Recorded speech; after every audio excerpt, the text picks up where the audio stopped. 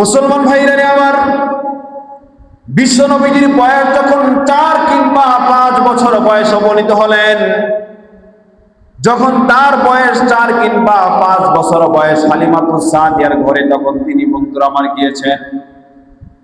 ও মুসলমান, রাসূলুল্লাহ সাল্লাল্লাহু আলাইহি ওয়াসাল্লাম উনি ওনার দুধ ভাই আব্দুল্লাহ এবং পাড়া প্রতিবেশী ছেলেদের সাথে বকরি চড়ানোর জন্য তিনি মাঠে জঙ্গলে গিয়েছেন।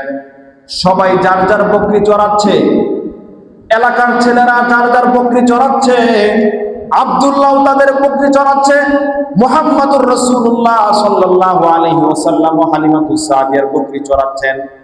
হঠাৎ করে আব্দুল্লাহ দৌড়ে এসে তার মা হালিমাতুস সাদিয়াকে বলে, মা, এক আজীব ঘটনা ঘটে গেছে। বলে কি? বলে আমার কুরাইশি ভাই মুহাম্মদকে 2 জন সাদা পোশাক পরিহিত লোক এসে তাকে শুইয়ে দিয়ে তার বুক চিরে ফেলে সেখান থেকে তার কলিজা বের করে ফেলেছে। মুসলমান ভাইরা আমার, যেই মাত্র হালিমাতুস সাদিয়া রাদিয়াল্লাহু আনহা এই ঘটনা শুনলেন, তিনি বন্ধুরা আমার দিশেহারা হয়ে গেলেন, আশ্চর্য হয়ে গেলেন। সঙ্গে সঙ্গে হালিমাতুস সাদিয়া রাদিয়াল্লাহু আনহা এবং তার স্বামী দৌড়ে গেলেন জঙ্গলের দিকে। যায় দেখেন মুহাম্মদুর রাসূলুল্লাহ সাল্লাল্লাহু আলাইহি ওয়াসাল্লাম নীরবে চুপচাপ এক জায়গায় বসে আছেন। বলেন না সুবহানাল্লাহ। মুসলমান ভাইরা আমার, হাদিসে পাকের মধ্যে লেখা হয় ওয়াহুয়া মুনতাকাউল লাউন, বিশ্ব নবীজির চেহারার ভিতরে মালিন্যতার ছাপ। বিশ্ব নবীজি অত্যন্ত বিবর্ণ ফ্যাকাশে অবস্থায় আছেন।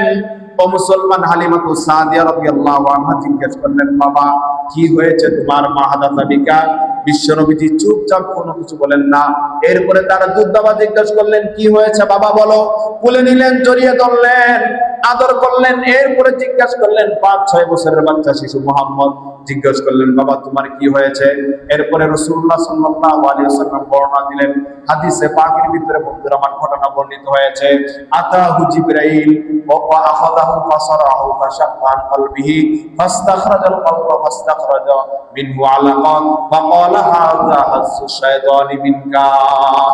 মুসলমান ভাইরা আমার, বিশ্ব নবীজি তখন বর্ণনা দিলেন, মা, আমি আমার দুধ ভাই এবং আমার পাড়া প্রতিবেশীদের সাথে বকরি চড়াচ্ছিলাম।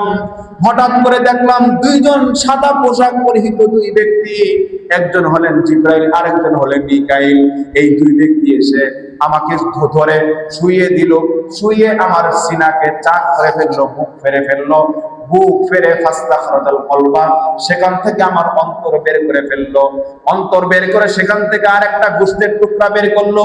মা, এরপরে ওই 2 ফেরেশতা আমার অন্তর বের করে, আমার কলিজা বের করে, এরপরে স্বর্ণের একটা পাত্রের ভিতরে যেখানে জমজমের পানি ছিল, ওই জমজমের পানি দিয়ে আমার আত্মাটাকে ধুয়ে, আমার কলবকে ধুয়ে আবার জায়গা মতো সুম্মা আদাহু ফি মাকানিহি, এরপরে আবার সেই জায়গা মতো সেখানে স্থাপন করে দিল। বলেন না সুবহানাল্লাহ। মুসলমান ভাইরা আমার, এটাকে বলা হয় শব্দে সদর বা সরহে সদর। ও মুসলমান, বিশ্ব নবীজির অন্তরকে বের করে, কলবকে বের করে সেটাকে ধুয়ে পরিষ্কার করলেন। সেখানে ঈমান এবং হিকমতের নূরকে প্রবেশ করিয়ে যত পাপ পঙ্কিলতার উৎস আছে সবগুলোকে বিদূরিত করে দিয়েছে। বলেন না সুবহানাল্লাহ। এটাকে বলা হয় শব্দে সদর। তো কোরআনে কারীমে এর প্রমাণ এসেছে, আলাম নাশরাহ লাকা সাদরাক। হযরত মুসা আলাইহিস সালাম দোয়া করেছেন, রব্বি শরাহ লি সাদরি ওয়া ইয়াসসির লি আমরি ওয়াহলুল উকদাতাম মিন লিসানি ইয়াফকাহু কওলি। মুসা আলাইহিস সালাম দোয়া করেছেন, হে আল্লাহ, আমার অন্তরকে বিদীর্ণ করে দাও, আমার অন্তরকে খুলে দাও। মুসা আলাইহিস সালাম দোয়া করেছেন, আর আমাদের নবী দোয়া না করতে আল্লাহ পাক তাকে অন্তরকে পরিষ্কার করে দিয়েছেন। সুবহানাল্লাহ। তো এই অন্তরকে কেন চাক করলেন? ভিতরে যত পাপ পঙ্কিলতার উৎস আছে সবগুলোকে বের করে দিয়ে ঈমান, হিকমত এবং ইলমের নূরকে সেখানে প্রবেশ করিয়েছেন। সুবহানাল্লাহ বিহামদিহি সুবহানাল্লাহিল আযীম। আল্লাহ পাক বিশেষ নিগরানিতে আল্লাহ রাসূলের এই অপারেশন করেন, সার্জারি করেন। সম্মানিত উপস্থিতি, এই হাদিস থেকে প্রমাণিত হয় যে আমাদের প্রত্যেকের ভিতরে যে অন্তর রয়েছে, কলব রয়েছে, একটা মাংসপিণ্ড রয়েছে। এখান থেকে আমরা পাপের চিন্তা করি, গুনাহের চিন্তা করি। এজন্য নবীজি হাদিসের মধ্যে বলছেন, আলা ইন্না ফিল জাসাদি মুদগাতান ইযা সালুহাত সালুহাল জাসাদু কুল্লু ওয়া ইযা ফাসাদাত ফাসাদাল জাসাদু কুল্লু আলা ওয়া হিয়াল কলব। বিশ্বনবীজি বলেন, হে উম্মতেরা শুনে রাখো, প্রত্যেকের অন্তরের ভিতরে, কলিজার ভিতরে একটা মাংসপিণ্ড আছে। এই মাংসপিণ্ড যখন ঠিক হয়ে যায় তখন পুরা দেহ ঠিক হয়ে যায়। মাংসপিণ্ড যখন খারাপ থাকে তখন পুরা দেহ খারাপ থাকে। কথা শুনতেছেন সবাই? যখন অন্তর খারাপ থাকে তখন বডিও খারাপ হয়ে যায়। মন যদি খারাপ হয় তখন বডিও কি হয়ে যায়? খারাপ হয়ে যায়। কেউ যদি জিনা করতে চায় তাহলে আগে তার অন্তরে আসতে হবে। কেউ যদি মদ খাইতে চায়, নেশা করতে চায়, পাপ করতে চায়, ওই পাপের চিন্তা আগে অন্তরে ফুটিত হতে হবে, অন্তরে আসতে হবে, কলবে আসতে হবে। এই অন্তর থেকেই এরপরে দেহে প্রসারিত হয়।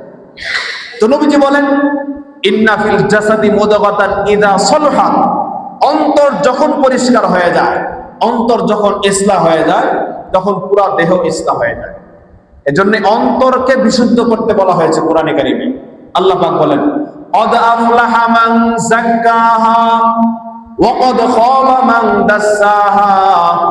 আল্লাহ পাক বলেন, যে অন্তরকে পরিষ্কার করলো সে সফল। ক্বাদ আফলাহা, সে চূড়ান্ত সফল। ওয়া ক্বাদ খাবা মান দাসসাহা, আর যে অন্তরকে, কলবকে পাপের মধ্যে নিমজ্জিত করলো সে ধ্বংস হয়ে গেল। এজন্যে যে অন্তরের উপর যত বেশি মেহনত করেছেন, যে অন্তরকে যে যত বেশি ইসলাহ করেছেন, আল্লাহ পাক তাকে তত সম্মানিত করেছেন। হাকিমুল উম্মত মুজাদ্দিদুল মিল্লাত আশরাফ আলী থানভী রাহমাতুল্লাহি আলাইহি, উনি অন্তরের উপর এত মেহনত করেছেন যে আজ পর্যন্ত আমরা তার নাম উচ্চারণ করি। সমস্ত উলামায়ে কেরাম, ওয়াইজিনে কেরাম হাকিমুল উম্মত আশরাফ আলী থানভীর বরাত দিয়ে ওয়াজ করেন, ক্লাসে সবক পড়ান। এত বড় আলেম ছিলেন। হুসাইন আহমদ মাদানী রহমতুল্লাহি আলাইহি, ওনারা অন্তরের উপরে মেহনত করেছেন। এই কারণে আজ পর্যন্ত তাদের নাম অত্যন্ত ভক্তি শ্রদ্ধা সহকারে উচ্চারিত হয়।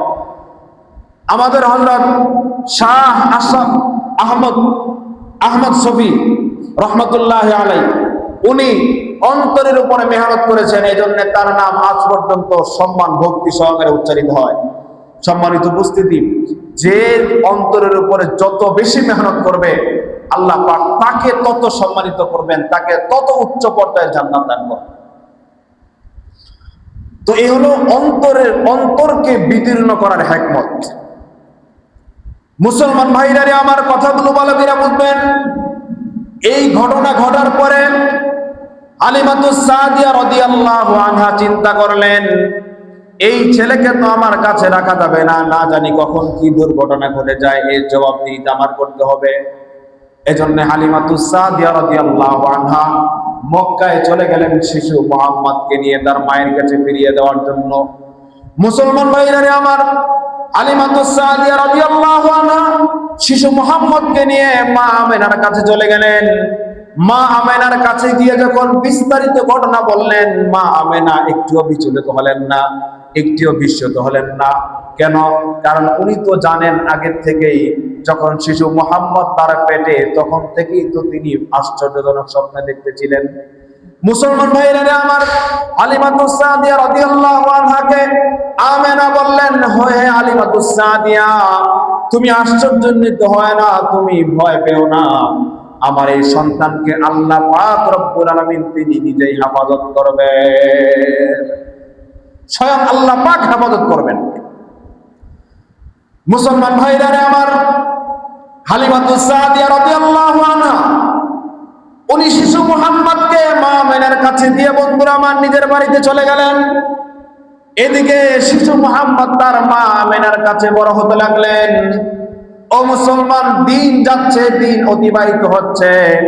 একদিন মা আমেনার মন চাইল বাবার বাড়ি বেড়াতে যাই। হালিমাতুস সাদিয়া হযরত মা আমেনা রাদিয়াল্লাহু আনহা তিনি শিশু মুহাম্মদকে নিয়ে এবং তার বাদী উম্মে আয়মানকে নিয়ে তিনি তার বাবার বাড়ি মদিনার দিকে রওনা হয়ে গেলেন। মুসলমান বন্ধুরা আমার, তিনি বসতে বসতে তার বাবার বাড়ি মদিনায় গিয়ে বসলেন। সেখানে 1 মাস পর্যন্ত শিশু মুহাম্মদকে নিয়ে মা আমেনা বাবার বাড়িতে অবস্থান করলেন। এদিকে নবীজির বাবা নাই, বাবা ইন্তেকাল করেছেন নবীজির জন্মের আগেই। ও মুসলমান, মা আমেনা শিশু মুহাম্মদকে নিয়ে তার বাবার বাড়িতে 1 মাস পর্যন্ত অবস্থান করেছেন। 1 মাস পরে যখন তিনি তার স্বামীর বাড়িতে চলে আসবেন মক্কায়, ও মুসলমান, আসতেছে আসতেছে হঠাৎ করে নবীজির বয়স তখন মাত্র 6 বছর বয়স। তখন বিশ্ব নবীজির মা মদিনা থেকে মক্কায় আসার পথে আবওয়া নামক স্থানে তার মা ইন্তেকাল করে। আল্লাহ, মাত্র 6 বছর বয়স, জন্মের আগেই পিতা ইন্তেকাল করেছেন, এখন মাত্র 6 বছর বয়স, মাও দুনিয়া থেকে চলে গেলেন, একবারে অনাথ এতিম হয়ে গেলেন। মুসলমান ভাইরা আমার, সেখানেই মা আমেনাকে কবর দেওয়া হয়। শিশু মুহাম্মদ কাঁদতেছিলেন মায়ের জন্য। উম্মে আয়মান শিশু মুহাম্মদকে সান্ত্বনা দিয়ে এরপরে মক্কায় নিয়ে গেলেন। মক্কায় নিয়ে যায় তার দাদা আব্দুল মুত্তালিবের কাছে সুপর্দ করলেন। আব্দুল মুত্তালিব নাতিকে পেয়ে আনন্দে আত্মহারা।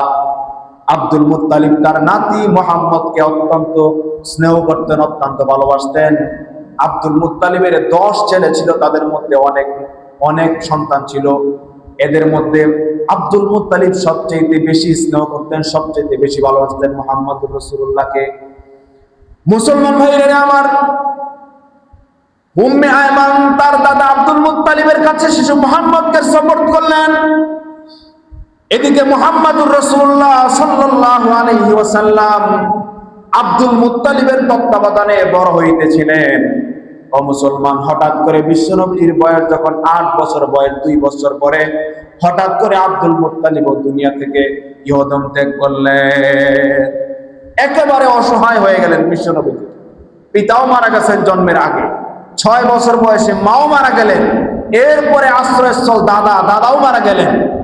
আব্দুল মুত্তালিব ইন্তেকালের পূর্বে তার ছেলে আবু তালেব, হযরত আলীর বাবা, নবীজির চাচা, তো আব্দুল মুত্তালিব তার ছেলে আবু তালেবকে বলে গেছেন, আমি যদি মারা যাই, আমার এই নাতি অত্যন্ত সৌভাগ্যবান, তুমি তার দায়িত্ব নেবে, তাকে কখনো কষ্ট দিবে না, তাকে কখনো আঘাত দিবে না, তার মধ্যে আমি যে নূর দেখতে পাচ্ছি, সে এই কুল কায়নাতের সরদার হবে, সে অনেক সম্মানিত হবে।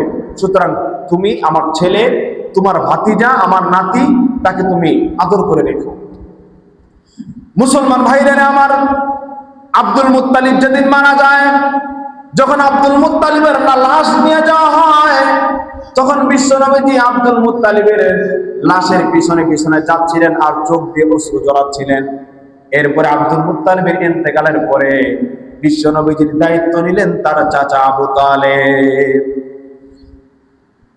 সন্তান মারা গেলে, বাবা মারা গেলে সন্তানকে লালন পালন করবে দাদা, দাদা মারা গেলে সন্তানকে লালন পালন করবে বড় চাচা, বড় চাচার ইন্তেকালের পরে মেজো চাচা। এভাবে এতিম সন্তানকে লালন পালন করার স্তর হলো এটা। এখন আমাদের বাংলাদেশে দেখি সন্তান বাবা মারা গেলে ওই সন্তানকে পাঠায় দেয় নানার বাড়ি। কেন? এটা তো হক হলো চাচার, দাদার, চাচার লালন পালন করার হক। নানার বাড়ি কেন পাঠাবে? সবচেয়ে হকদার হলো চাচা, দাদা, এরপরে চাচা, আগে পাঠায় দেয় নানার বাড়ি। তো সম্মানিত উপস্থিতি, এতিম সন্তানকে লালন পালন করার কি ফজিলত!